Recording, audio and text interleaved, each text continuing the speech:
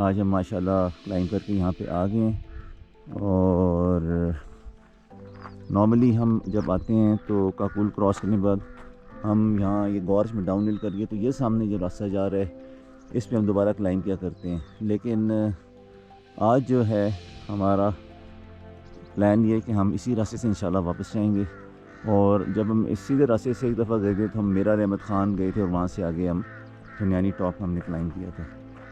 तो आज माशाल्लाह हमें अवाब ने ज्वाइन किया है और माशाल्लाह बहुत खूबसूरत यहाँ पे इस वक्त वेदर है।